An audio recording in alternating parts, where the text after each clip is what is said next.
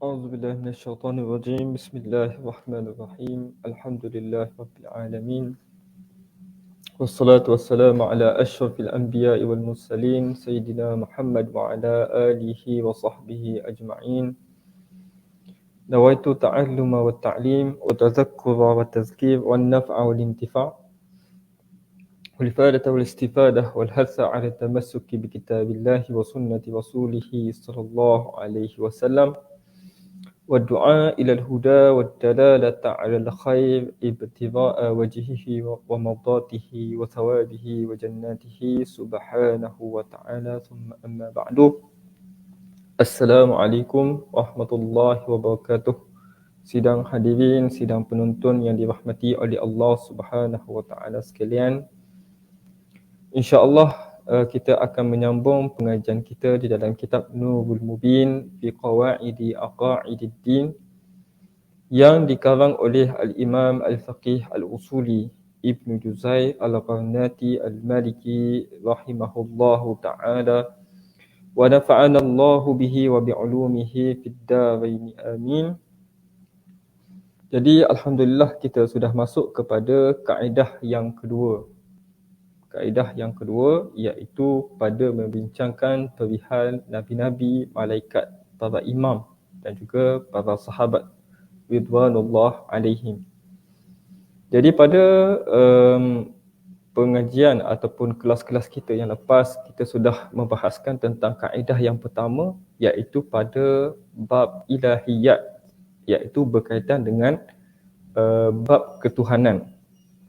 Dan kita telah membahaskan tentang bagaimana kita nak membuktikan tentang kewujudan Allah Subhanahu wa taala.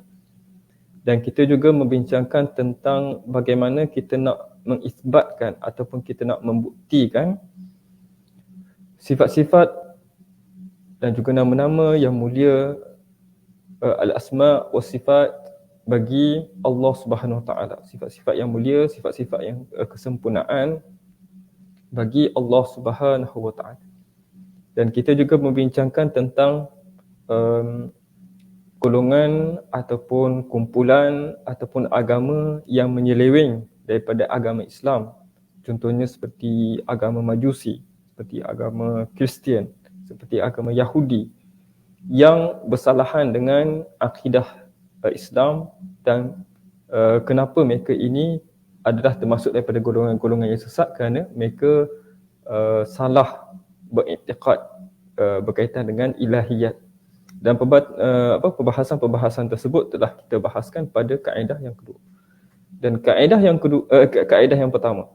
Dan kaedah yang kedua yang akan kita masuk dan kita sudah bahaskan sedikit pada pengajian yang lepas, iaitu pada membicarakan tentang an-nubuwat dan wama yata'allaqu biha, dan apa-apa yang berkaitan dengan perihal kenabian.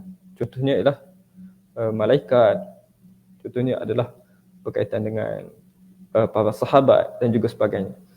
Jadi kaedah yang kedua ini sama seperti pembahagian kitab-kitab tauhid yang masyhur di sisi Ahlus Sunnah wal Jamaah, mana mereka membahagikan ilmu tauhid ini kepada 3 bahagian. Dimulai dengan bab ilahiyat, bab ketuhanan. Kemudian kedua adalah bab nubuwat. Dan yang ketiga adalah bab sam'iyat. Dan ada juga ulama-ulama akidah yang mana meletakkan selepas daripada bahagian yang ketiga itu satu bahagian tambahan yang berkaitan dengan tasawuf, Contohnya adalah Imam Abu Bakar Ad-Dardi rahimahullah meletakkan di dalam kitab syarah ataupun matan Khawidah Al-Bahiyahnya, selepas daripada bab sam'iyah itu ada bab-bab tentang tazkiyatun nafs, penyucian jiwa, dan juga berkaitan dengan tasawuf, bagaimana kita nak berjalan menuju Allah Subhanahu wa taala. Dan begitu juga beberapa ulama lain turut meletakkan perbahasan ilmu tasawuf ini pada pembincangan ilmu, di akhir pembincangan ilmu akidah. ataupun ilmu tauhid. Kerana Imam Dadil pernah menyebutkan satu kata-kata yang masyhur yang dinisbahkan kepada beliau, bahawa dia menyebutkan inna nihayat at-tauhidi hiya at-tasawwuf, iaitu penghujung matlamat dan jalan terakhir selepas daripada kita mempelajari ilmu tauhid ini adalah mempelajari ilmu tasawuf. Penghujung daripada ilmu tauhid itu adalah ilmu tasawuf. Wa man lam yatasawwaf lam yazuqit tauhid. Barang siapa yang tidak bertasawuf, dia belajar ilmu tauhid tapi tidak bertasawuf, maka dia tidak akan merasai betapa ataupun tidak akan menikmati, tidak akan merasai kenikmatan tauhid tersebut. Jadi untuk mentahqiqkan ilmu tauhid ini, maka didatangkan perbahasan berkaitan dengan ilmu tasawuf di dalam kitab-kitab akidah Ahlus Sunnah wal Jamaah. Jadi itu sedikit tentang kaedah yang kedua berkaitan dengan nubuat. Dan seterusnya kata musannif rahimahullah, fasa yang pertama pada menyabitkan kenabian, iaitu pada kita nak membuktikan bahawa Nabi Muhammad sallallahu alaihi wasallam itu adalah rasul. Macam mana kita nak buktikan? Macam mana kita nak sebut kepada orang? Macam mana apabila kita beri satu dakwaan, mesti kita datangkan bukti untuk membenarkan dakwaan kita tersebut. Seperti mana kaedah yang masyhur di dalam adab al-bahth wal munazarah, dalam ilmu perdebatan dan juga ilmu perbahasan dan juga ilmu debat ni, ilmu munazarah ini, mana Imam Syekh Sa'id Ramadan Al-Buti sebut di dalam kitabnya Kubra Yaqiniyat bahawa kaedah yang besar yang dipegang oleh umat Islam adalah fa in kunta mudda'iyan fadalil. Jika kamu memberi satu dakwaan, maka kamu perlu datangkan bukti, dalil kepada apa yang kamu dakwa tersebut. Wa in kunta naqilan fasihah. Dan jika kamu menukilkan sesuatu kata-kata ataupun satu perkataan daripada seseorang, maka hendaklah kamu buktikan bahawa nukilan kamu itu adalah nukilan yang betul. So ada dua. Kalau kita beri satu dakwaan, maka datangkan dalil. Kalau kita bawa satu nukilan para ulama, contoh kita kata Imam Nawawi berkata sedemikian di dalam kitab sekian-sekian, maka kita bawakan nas daripada kitab tersebut, kita datangkan jilid, kita datangkan muka surat, kita datangkan cetakan apa. Itu dari sudut jika kita menukilkan satu kata-kata daripada para ulama. Tetapi apabila kita in kunta mudda'iyan, kamu mendakwa bahawa Nabi Muhammad sallallahu alaihi wasallam itu adalah rasul, ini kita panggil premis yang boleh kita kata betul atau salah. Betul atau salah. Jadi untuk membuktikan bahawa kebenaran kata-kata kita itu, bahawa Nabi Muhammad sallallahu alaihi wasallam adalah nabi dan juga rasul, maka kena datangkan bukti. Maka apakah bukti tersebut? Ini musannif akan terangkan kepada kita macam mana kita nak membuktikan kenabian Nabi Muhammad dan juga nabi-nabi yang sebelum daripada baginda Nabi sallallahu alaihi wasallam. Iaitu kata musannif rahimahullah, ketahuilah bahawa Allah telah mengutuskan para nabi dan rasul kepada makhluk. Pertamanya, musannif menerangkan bahawa Allah Ta'ala ni turunkan kepada kita para nabi dan juga para rasul. Dan menurunkan ke atas mereka kitab-kitab Allah dan kitab-kitab. Jadi, nabi-nabi dan juga rasul-rasul Allah Ta'ala utuskan kepada manusia, dan di antara nabi-nabi dan juga para rasul ini ada yang Allah Ta'ala berikan kitab untuk disampaikan kepada umat nabi tersebut. Contohnya ialah sudah tentu kitab Al-Quran yang diberikan kepada Nabi Muhammad SAW untuk disampaikan kepada umat, iaitu kita, umat Nabi Muhammad SAW. Dan kitab-kitab lain, contoh kitab Nabi Daud, Allah Ta'ala berikannya kitab Zabur dan Nabi Isa alaihi salam kitab Injil, dan Nabi Musa alaihi salam kitab Taurat. Nabi Musa kitab Taurat. Jadi itu kitab-kitab yang utama yang perlu kita tahu, yang Allah Ta'ala berikan kepada Nabi-Nabi. Dan Allah Ta'ala melebihkan mereka atas sekalian manusia. Jadi dari sudut martabat ataupun dari sudut kedudukan mereka ni berbanding dengan manusia-manusia, mereka ni adalah golongan-golongan yang paling dekat di sisi Allah SWT. Dan Allah Ta'ala lebihkan kedudukannya di sisinya. Bahkan dalam kalangan mereka ini, walaupun mereka ni kita kata dalam hierarki ataupun dalam hierarki kedudukan martabat manusia itu, Nabi dan Rasul adalah di peringkat paling tinggi. Dan di dalam peringkat tersebut juga ada Allah Ta'ala lebihkan sebahagian daripada mereka di atas sebahagian yang lain. Jadi musannif menyebutkan dan telah melebihkan sebahagian mereka ke atas sebahagian yang lain. Seperti mana kita tahu, yang semulia-mulia afdalul khalqillah ajma'in dan juga afdalul bashar, yang sebaik-baik manusia, sebaik-baik makhluk Allah Subhanahu Wa Taala adalah Nabi Muhammad sallallahu alaihi wasallam.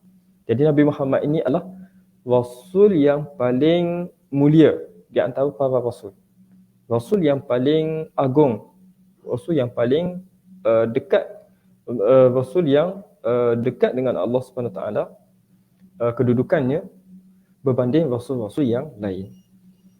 Jadi Allah Ta'ala melebihkan sebahagian-sebahagian daripada rasul-rasul ini berbanding rasul-rasul yang lain. Contohnya ialah wa kallamallahu Musa taklima. Allah Subhanahu Wa Taala berkata-kata kepada Nabi Musa alaihi salam dengan perkataan. Jadi Nabi Musa ini Allah Ta'ala lebihkannya berbanding daripada yang lain. Allah Ta'ala berkata-kata secara terus kepada Nabi Musa alaihi salam. Sebab itu Nabi Musa disebut sebagai kalimullah, iaitu Allah Ta'ala berbicara terus kepada Nabi Musa alaihi salam. Sebahagiannya lagi tidak disebut, sebahagian mereka ada yang Allah Ta'ala sebutkan dalam Al-Quran, iaitu 25 rasul yang kita hafal. Dan kalau tak hafal pun mungkin kita ingat lagunya, Adam, Idris, Nuh, Hud, Saleh, ila sehinggalah kepada Nabi Muhammad sallallahu alaihi wasallam. Yang pertama, dan sebahagian lagi tidak disebutkan di dalam Al-Quran. Ada nabi-nabi yang mana tidak disebutkan namanya di dalam Al-Quran, tapi kita perlu beriman secara ijmal. Ijmal macam mana? Contohnya adalah kita beriman kepada seluruh rasul, seluruh nabi yang Allah Ta'ala telah utuskan. Berapa bilangannya, siapakah namanya, wallahu alam, kita serah kepada Allah. Tetapi kita beriman kepada semua nabi dan juga rasul yang diutuskan oleh Allah Subhanahu Wa Taala.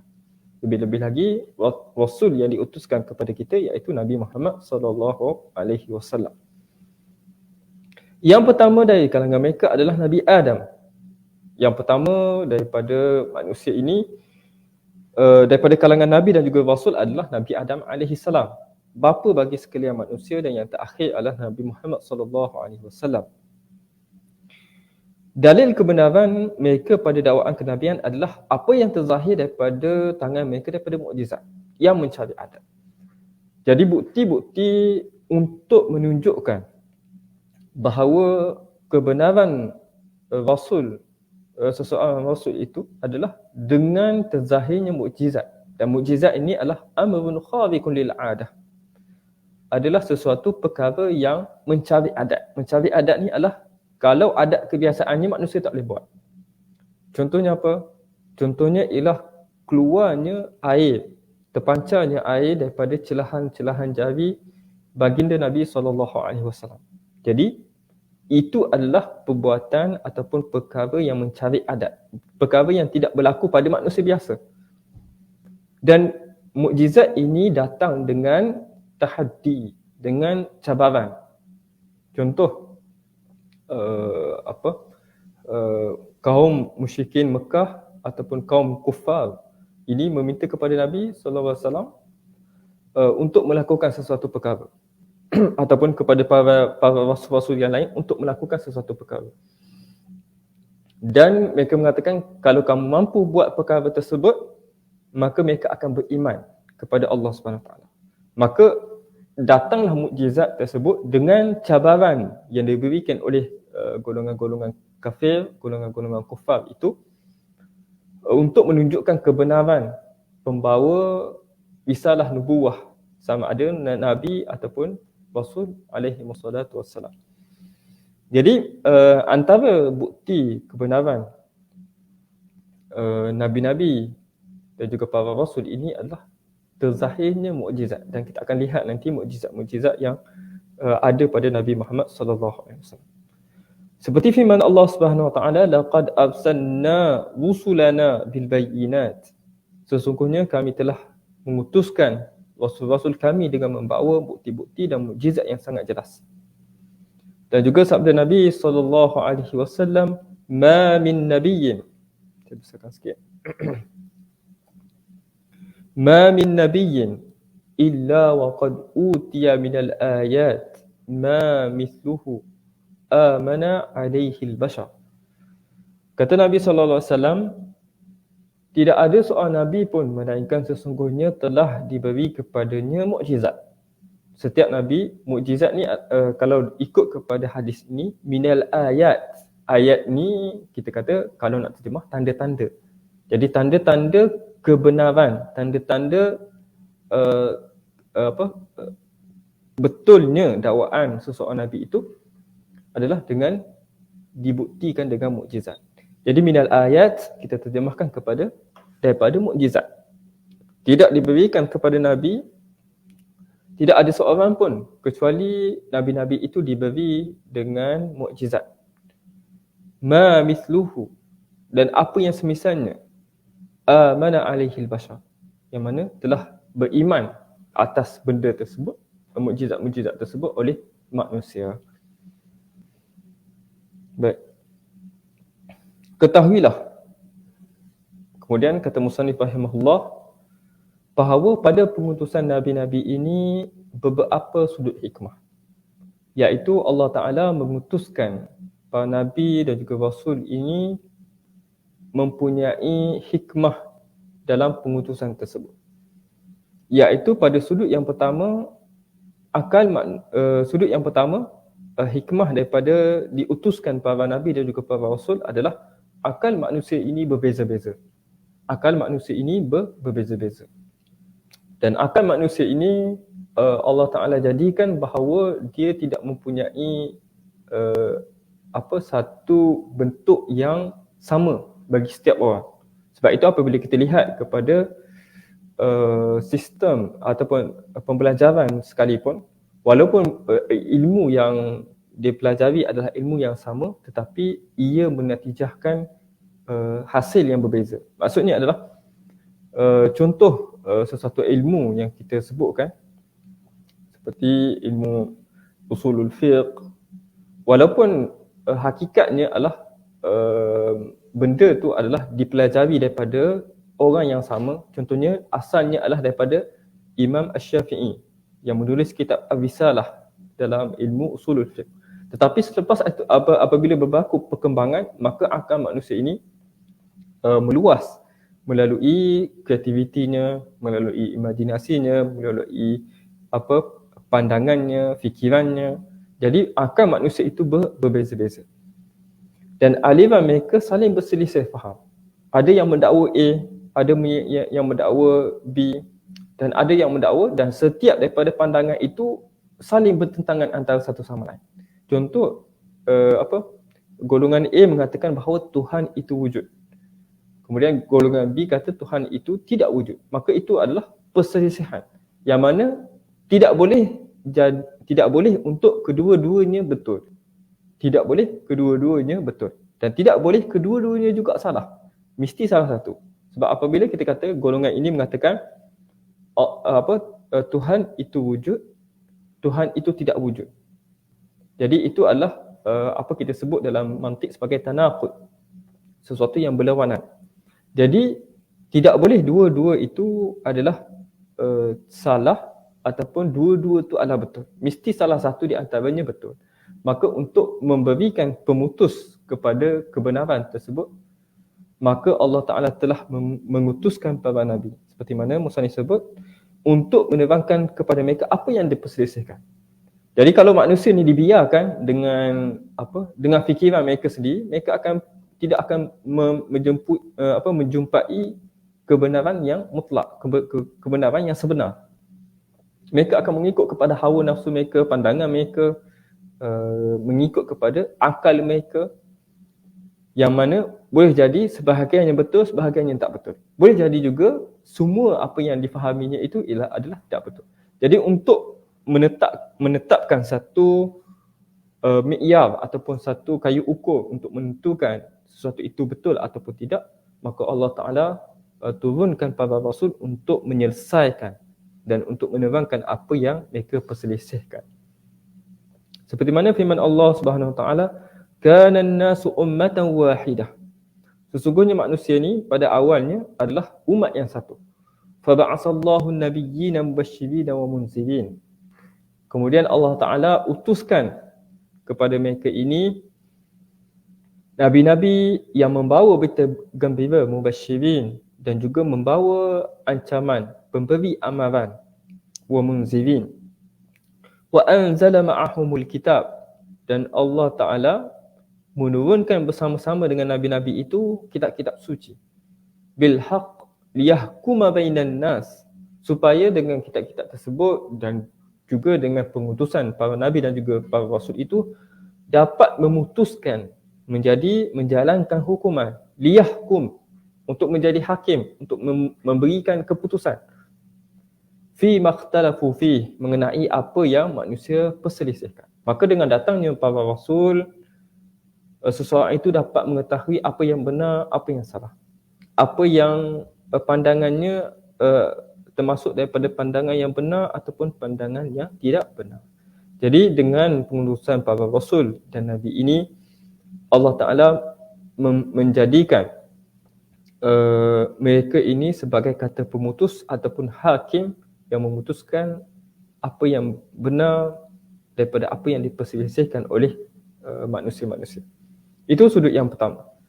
Sudut yang kedua adalah Allah Ta'ala menciptakan makhluk supaya mereka beribadat kepadanya.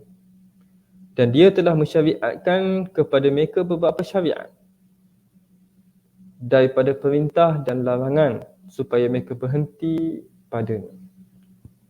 Baik. Jadi Allah Ta'ala sebut di dalam Al-Quran, وَمَا خَلَقْتُ الْجِنَّ وَالْإِنسَ إِلَّا لِيَعْبُدُونَ. Tidak kami ciptakan daripada kalangan jin dan juga dari kalangan manusia itu kecuali untuk beribadat kepada aku, yakni kepada Allah Subhanahu Wa Taala. Jadi Allah Ta'ala menyuruh untuk kita melaksanakan ibadat ketika mana kehidupan kita di dunia. Jadi untuk menerangkan tentang bagaimana cara ibadat, macam mana nak beribadat kepada Allah, apa yang Allah Ta'ala suruh, apa yang Allah Ta'ala larang, maka perlu ada orang ataupun perlu ada yang menjadi perantara di antara Allah Subhanahu Wa Taala dengan hamba-Nya. Kerana Allah Subhanahu Wa Taala Tuhan yang Maha Agung, Allah Ta'ala telah menjadikan nabi-nabi dan juga para rasul ini sebagai perantara di antara Allah Subhanahu Wa Taala dengan para hamba untuk menyampaikan tentang syariat dan juga ibadat yang mana Allah Ta'ala nak ataupun inginkan untuk kita lakukannya.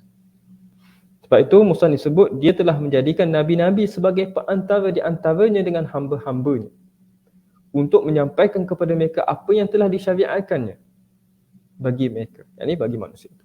Maka jika Allah tidak mengutuskan para nabi dan juga rasul, macam mana seseorang itu nak tahu apa yang perlu dia buat, apa yang dia tak perlu buat, apa yang perlu dia tinggalkan, macam mana dia nak beribadat kepada Allah dan juga sebagainya. Seperti mana kita sebut sebelum ni, terdapat satu kisah yang ditulis oleh Ibn Tufail, iaitu novel yang bertajuk Hayy ibnu Yaqzan. Hayy ibnu Yaqzan. Dan buku ini telah diterjemah ke dalam bahasa Melayu dan banyak dalam bahasa Indonesia dan juga sebagainya. Di dalam buku tersebut, Ibnu Tufail menceritakan tentang seorang bayi yang dijaga oleh seekor rusa. Dan dijaga seekor rusa, kemudian kisah ini nak menceritakan bahawa manusia itu jika tiada wahyu, jika tiada perintah daripada Allah Subhanahu Wa Taala yang disampaikan oleh utusannya, sama ada nabi-nabi, para rasul, maka mereka ini walaupun mereka tahu adanya Tuhan, tapi mereka tidak tahu macam mana mereka nak beribadat kepada Tuhan yang mentadbir seluruh alam. Jadi diceritakan dalam kisah tersebut, bayi tersebut dijaga oleh seekor rusa. Seekor rusa sehinggalah bayi itu besar dan rusa tu menjadi tua dan akhirnya meninggal dunia. Dan apabila meninggal dunia, bayi yang dijaga oleh rusa tadi itu melihat kepada rusa yang menjaganya sejak kecil tu. Dia tengok bahawa dia telah mati, tapi jasadnya masih elok.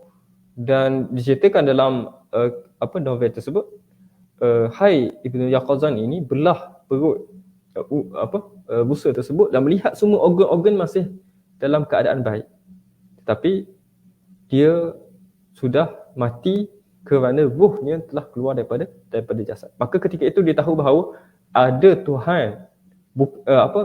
Alam semula jadi itu tidak terikat dengan undang-undang semula jadi semata-mata, tapi ada Tuhan yang menguruskan tentang berkaitan dengan ruh, berkaitan dengan kehidupan tersebut. Maka dengan itu dia percaya bahawa adanya Tuhan. Tapi dia tidak tahu bagaimana untuk beribadat, bagaimana untuk solat, bagaimana untuk puasa, bagaimana untuk menyembah Tuhan yang dia tahu kewujudannya tersebut. Maka dengan itu kita tahu bahawa cara untuk kita tahu sembahyang dan ibadat-ibadat lain adalah dengan cara melalui pengkhabaran para rasul.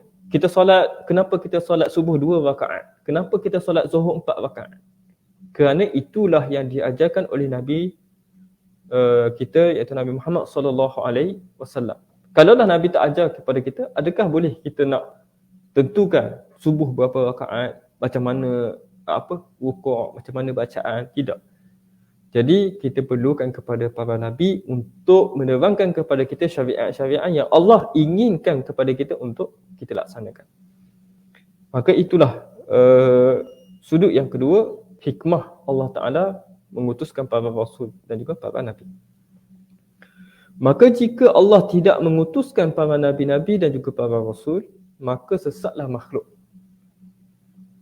Kalaulah kita bayangkan tadi, seperti mana kita sebut tadi, tidak ada para rasul yang mengkhabarkan kepada kita apa yang patut kita buat, apa yang patut kita beriman, apa yang patut kita tinggalkan, maka kita sudah tentu sesat, tidak tahu arah tuju.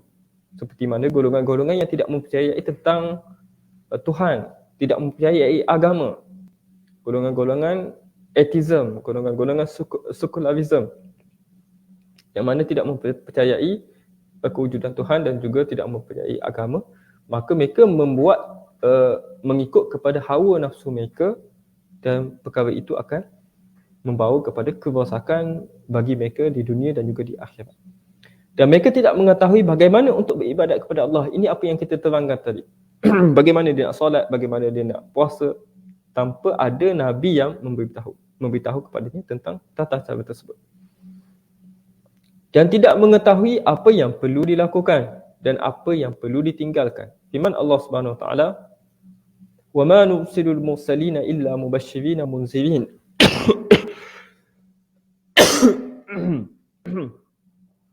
Dan tiadalah kami mengutuskan para rasul melainkan sebagai pembawa berita gembira dan pembawa amaran.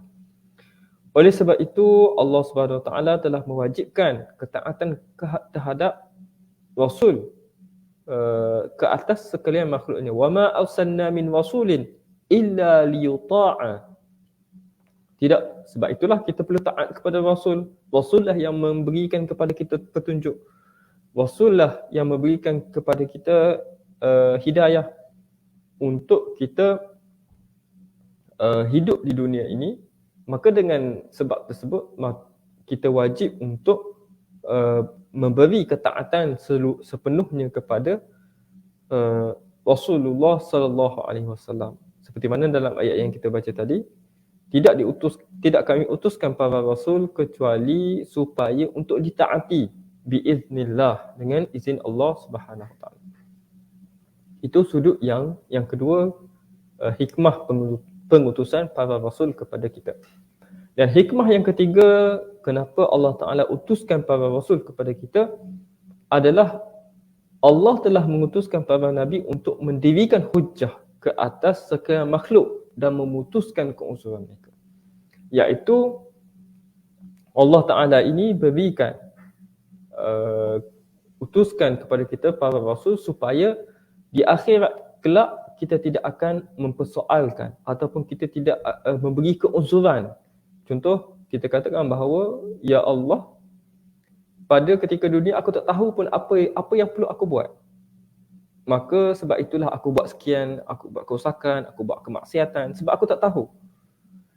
Jadi untuk menghilangkan, memutuskan keuzuran dan mendirikan hujah ke atas makhluk-makhluk Allah Subhanahu Wa Taala, Allah Taala utuskan para rasul. Dan para rasul telah menjelaskan apa yang perlu dibuat, apa yang wajib dilakukan, apa yang haram dilakukan.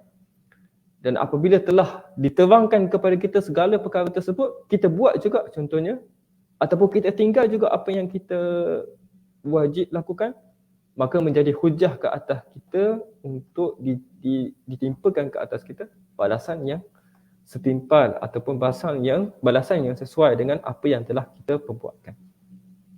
Jadi Allah Ta'ala utuskan para rasul ini untuk menjadi hujah ke atas makhluk supaya tidak memberi alasan dan memutuskan keuzuran supaya mereka ini tidak meminta keuzuran bahawa mereka ini sebenarnya tidak ada orang yang bagi tahu tentang apa yang perlu mereka buat dan juga apa yang tidak patut mereka buat.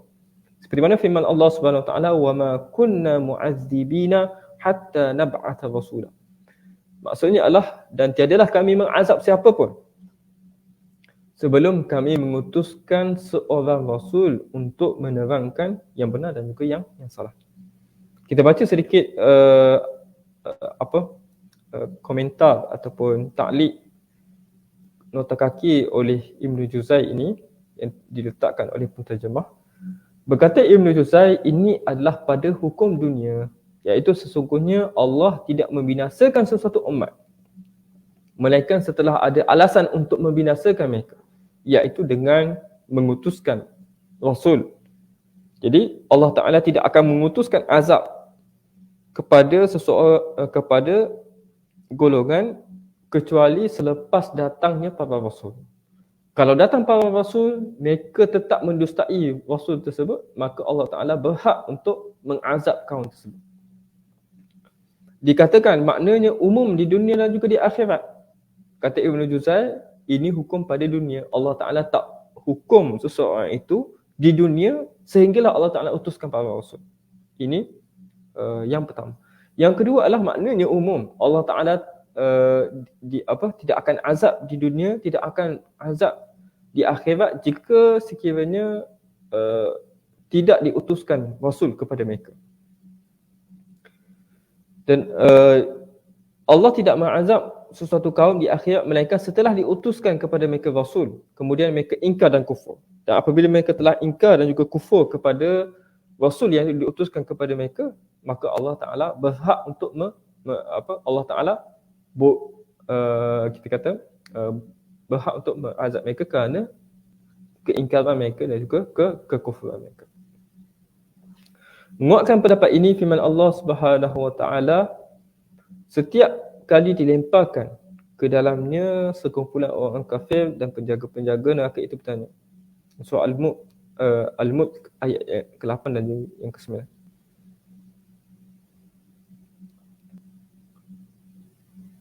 Bertanya kepada mereka, apakah belum pernah datang kepada kamu di dunia alam ya'tikum nazir qalu bala. Telah datang kepada kami pemberitaan, maka kami mendustakannya. Dan katakanlah Allah tidak menurunkan sesuatu pun. Jadi ini soal mulk untuk menerangkan tentang bahawa golongan-golongan kafir sendiri mengakui bahawa telah datang kepada mereka rasul-rasul yang memberi peringatan, membawa berita gembira, pembawa peringatan daripada Allah Subhanahu Wa Taala. Maka dengan itu mereka diazab di dalam neraka kerana mereka mendustai apa yang dibawakan oleh para nabi dan juga para rasul. Cuma dalam ayat ini juga para ulama tauhid membincangkan tentang hukum ahlul fatrah. Dan juga iaitu ahlul fatrah ini adalah golongan yang hidup pada zaman di antara dua para rasul. Di antara dua para rasul. Iaitu contohnya adalah kaum yang hidup di antara zaman selepas daripada kewafatan Nabi Isa alaihi salam dan sehinggalah kepada pengutusan Nabi Muhammad sallallahu alaihi wasallam.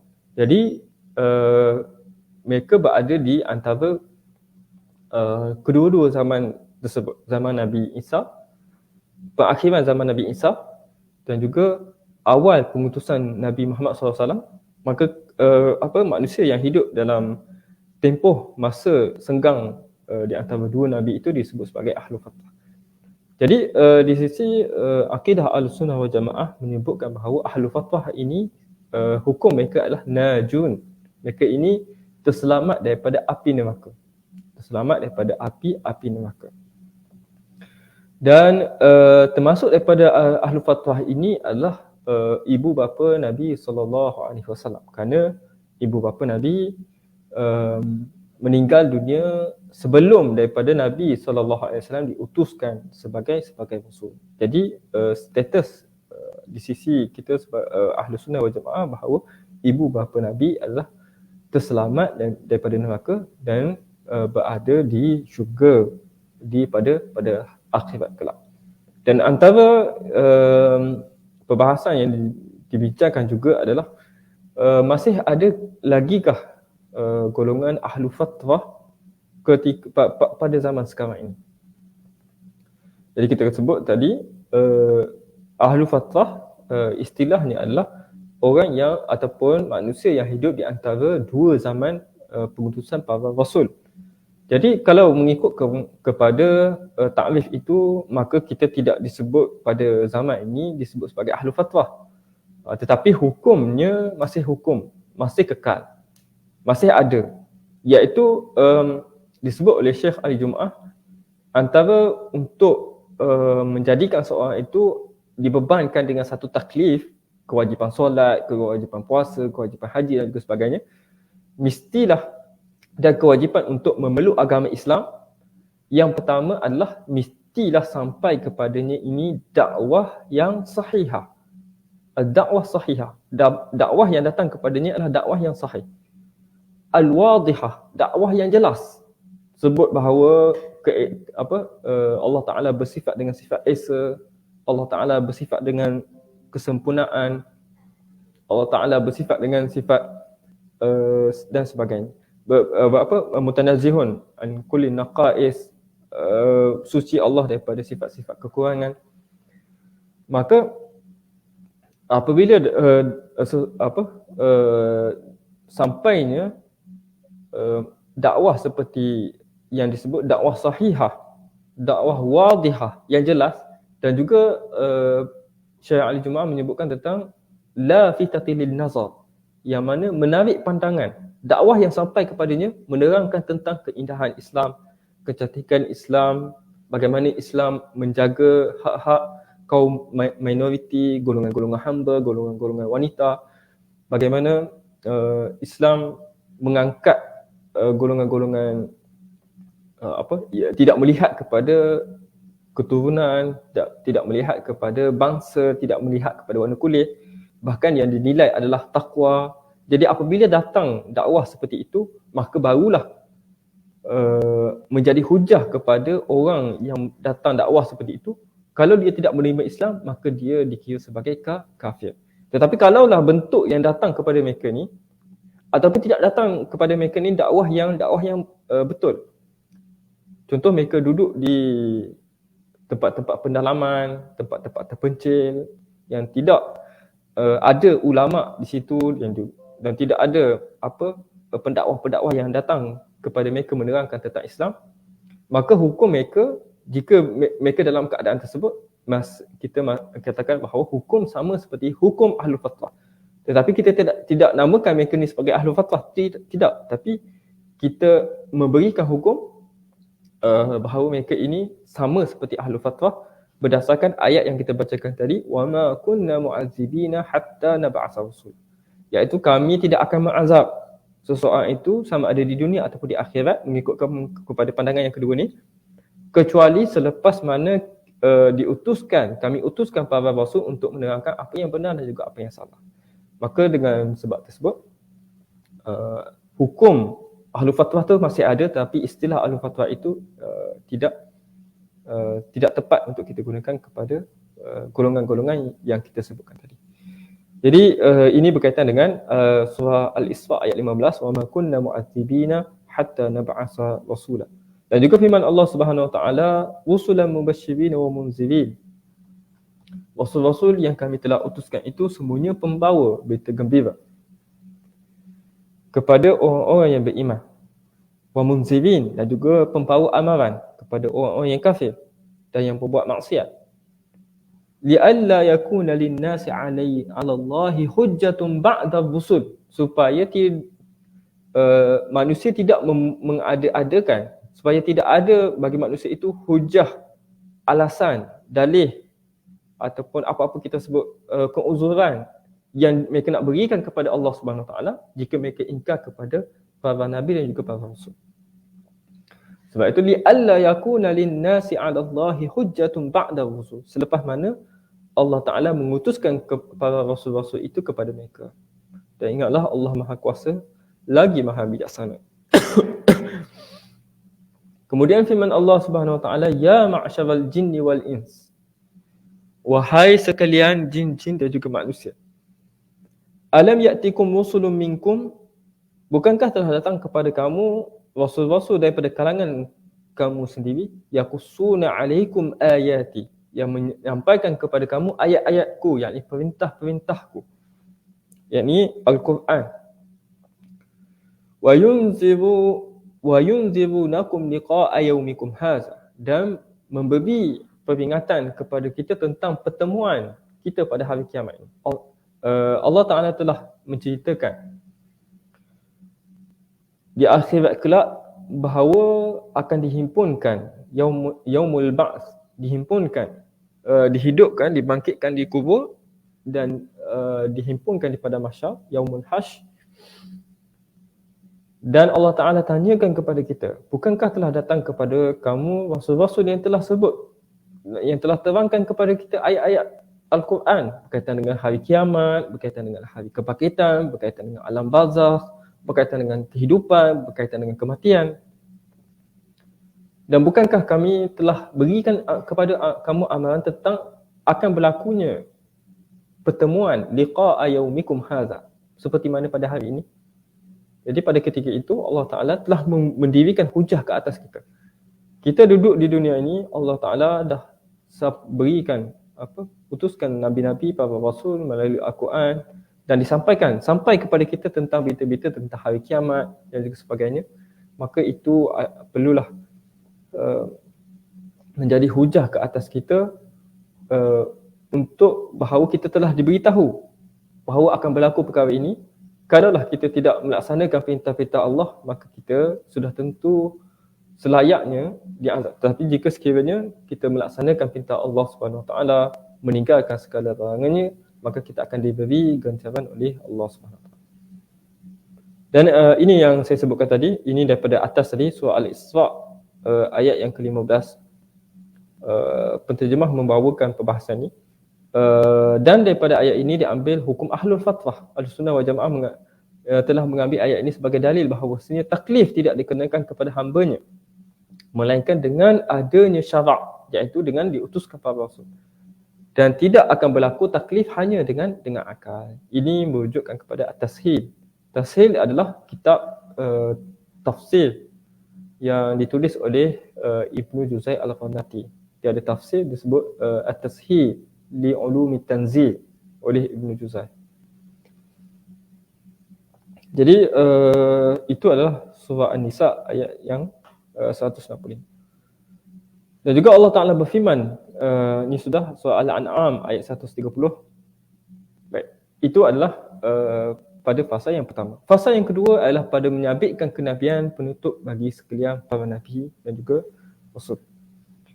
Penghulu bagi sekalian rasul, sebaik-baik golongan yang terdahulu dan juga yang kemudian, rahmat bagi sekalian alam, ialah Abul Qasim Muhammad ibnu Abdullah ibnu Abdul Muttalib ibnu Hashim An-Nabiyil Ummi Al-Arabi Al-Qurashi sallallahu alaihi wasallam wa baraka wa tarahama wa syarrafa wa karrama.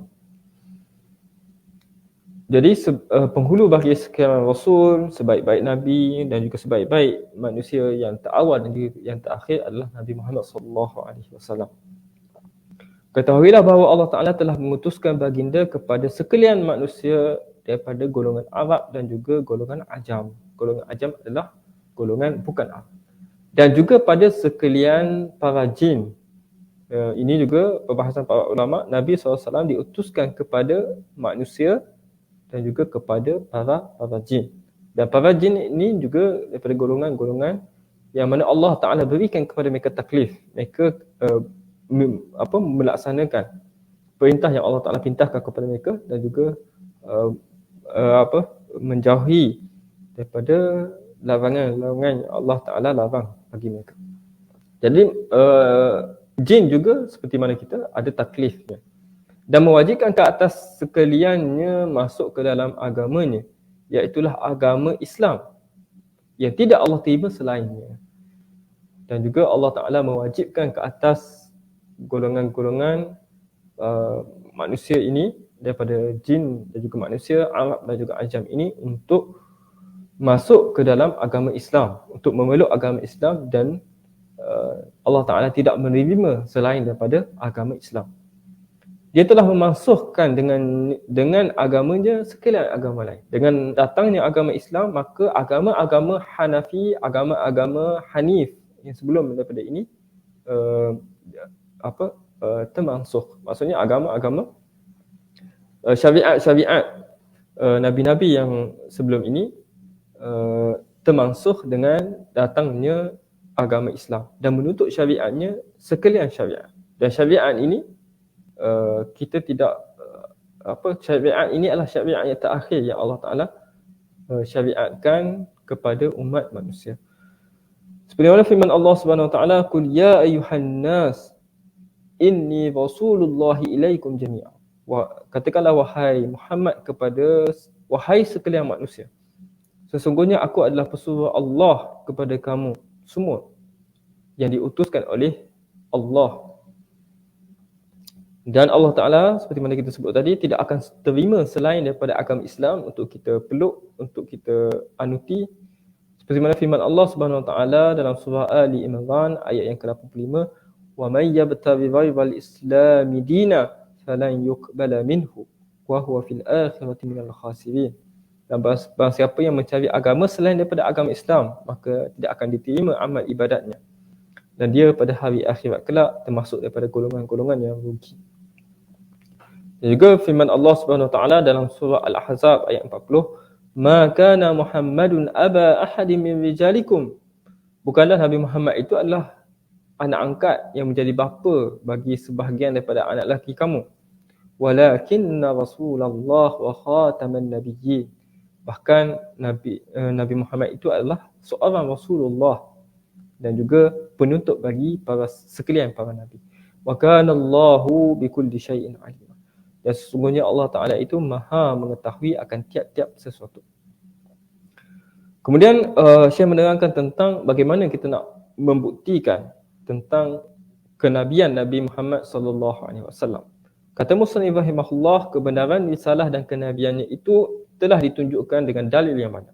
Kalau nak buktikan, dalilnya sangat banyak. Cuma apa yang nak disebutkan di sini adalah beberapa sahaja. Kalau nak sebut tentang dalil-dalil itu sangat banyak, jadi kita kumpulkan di sini 5 jenis sahaja daripada yang selebihnya tersebut. Jenis yang pertama, dalil itu adalah Al-Quran yang mulia ini Allah Ta'ala turunkan kepada Nabi Muhammad SAW. Seperti mana firman Allah Subhanahu Wa Ta'ala, innal ladzina kafaru bidzikri lamma ja'ahum wa innahu lakitabun aziz. Sedang Al-Quran itu demi sesungguhnya ia sebuah kitab suci yang tidak ada tandingan. La ya'tihil batilu min baini yadayhi wa min khalfihi. Tidak ada kebatilan dari baina yadayhi, di depan dan juga di belakang. Tanzilun min hakimin hamid, yang diturunkan oleh Tuhan yang maha bijaksana lagi maha terpuji. Jadi itu adalah yang pertama. Jenis yang pertama adalah Al-Quran yang menunjukkan tentang kebenaran kenabian Nabi Muhammad SAW. Jadi kita tertanya-tanya, apakah yang boleh kita buktikan dengan Al-Quran tersebut?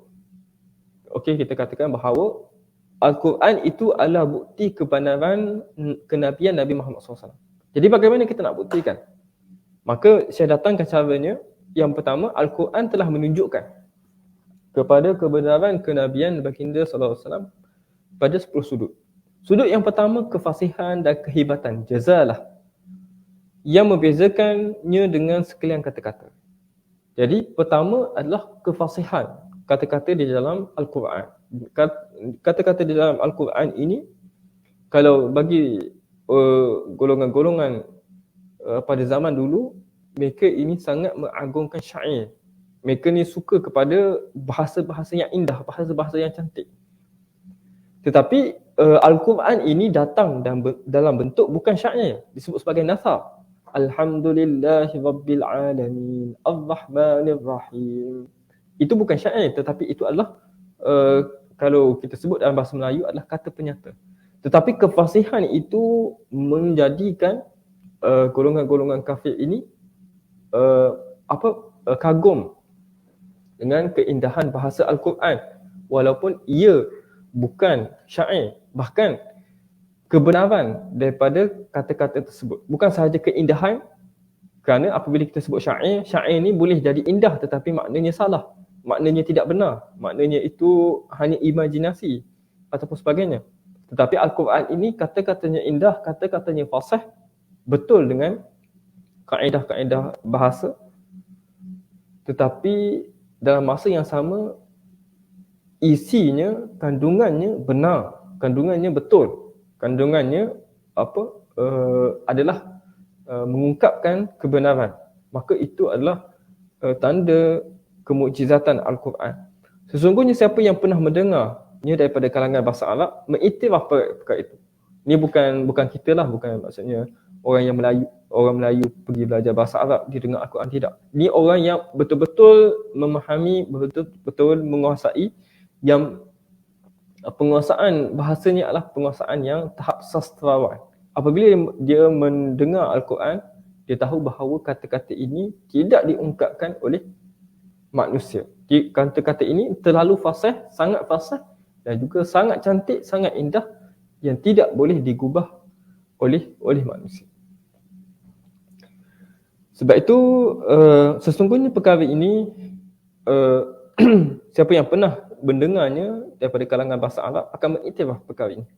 Begitu juga susunan untaian katanya yang ajaib, potongannya, keindahan susunannya. Sebahagian ulama telah menganggap susunan itu sebagai satu sudut keistimewaan yang berasingan. Bahkan susunan itu pun dah cantik dah. Susunan itu bukan dari sudut kefasihan, dari sudut kata-kata ayat, tapi susunan. Allah Ta'ala mulakan dengan Bismillahirrahmanirrahim, Alhamdulillah Rabbil Alamin sebagai contoh. Susunan itu adalah satu keistimewaan yang berasingan daripada kefasihannya. Maksudnya ialah nak menunjukkan bahawa Al-Quran ini banyak keistimewaannya. Bukan sahaja dari sudut kefasihan, kehebatan, susunan dan juga sebagainya. Yang kedua, Nabi SAW telah menyuruh sekalian makhluk untuk mendatangkan semisal daripada Al-Quran, tapi mereka lemah daripada daripada yang sedemikian, mendatangkannya. Jadi Nabi SAW mencabar golongan-golongan kafir ini untuk mendatangkan satu ayat ataupun satu surah semisal dengan Al-Quran. Tetapi mereka, walaupun mereka kumpul semua penyair-penyair, udabat sastrawan, orang-orang yang pemuka-pemuka sebagainya, tapi mereka tidak mampu untuk membuat satu ayat pun yang menandingi ayat Al-Quran. Maka sudah tentu bahawa jikalah manusia yang hebat-hebat dalam bahasa itu tidak mampu untuk mencipta satu ayat menyerupai Al-Quran, maka sudah tentu ia bukan datang daripada manusia. Ia dia datang sebagai wahyu daripada Allah SWT yang diturunkan ke atas Nabi Muhammad SAW. Tidak ada yang mendatangkan sesuatu pun sedangkan sekalian pendorong untuk menirunya serta tamak untuk melakukan untuk mendustakan baginda dan darjat kefasihan Arab pada zamannya. Inilah yang saya sebutkan tadi, tidak mampu untuk membawa sepotong ayat, walaupun mereka ni semua saling bantu-membantu untuk mendustakan Nabi SAW, dan juga kefasihan mereka ini adalah pada tahap yang tertinggi. Itu pun tidak mampu mereka lakukan. Jika mereka mampu, nescaya mereka sudah melakukannya. Kalaulah mereka mampu, mereka akan buat sebanding dengan Al-Quran. Al-Quran, Nabi Muhammad kata, ini daripada Allah. Kalaulah mereka mampu buat sama seperti Al-Quran, maka sudah tentu mereka telah buat. Dan tidak sekali reda untuk dibunuh dan ditawan. Anak keturunan dah. Maka ini menunjukkan bahawa manusia tidak mampu. Seperti mana firman Allah Subhanahu Wa Taala, wa in kuntum fi raibin mimma nazzalna ala 'abdina fa'tu bi suratin min mithlih. Kalaulah kamu menaruh syak wasangka tentang apa yang kami turunkan kepada hamba kami yakni Muhammad, maka cubalah datangkan dan buatkanlah satu surah sebanding dengan Al-Quran. Bi suratin min mithlih wad'u syuhada'akum min dunillah, dan panggillah orang-orang yang kamu percaya untuk buat sekali surah yang sebanding dengan Al-Quran. In kuntum sadiqin, jika kamu ini termasuk daripada golongan yang benar. Dan Allah Ta'ala mengkhabarkan kepada mereka bahawa mereka tidak akan mampu untuk melakukannya. Seperti mana firman Allah Subhanahu Wa Taala, "Qul la in ijtama'atil insu wal jin ala an ya'tuna bimithli hadzal Qur'an." Katakanlah wahai Muhammad, sesungguhnya jika sekalian manusia dan jin berhimpun untuk tujuan dengan membuat dan mendatangkan sebanding dengan Al-Quran ini, la ya'tuna bimithlih, mereka ni tidak akan dapat selama-lamanya membuat dan ataupun mendatangkan yang sebanding dengan Al-Quran. Walau kana ba'duhum li ba'din zahira, walaupun mereka ni saling membantu antara satu sama lain. Maka tidak cabaran yang Allah Ta'ala berikan itu, Allah Ta'ala dah sebut tidak ada orang yang mampu untuk membuat yang sebanding dengan Al-Quran, walaupun mereka ini saling membantu antara satu sama lain untuk melaksanakannya. Jadi itu disebutkan bagaimana kita nak membuktikan tentang kenabian Nabi Muhammad SAW melalui Al-Quran. Dan untuk sudut yang ketiga ini, insya-Allah kita akan sambung pada pengajian yang akan datang. Moga-moga kita mendapat manfaat daripada apa yang telah disampaikan. Moga-moga Allah Ta'ala memberikan kita keyakinan dan juga i'tiqad yang teguh di dalam akidah Islam ini dengan kita mempelajari kitab ini. Aqulu qawli hadza wa astaghfirullahal azim li wa lakum. Wassalamualaikum warahmatullahi wabarakatuh.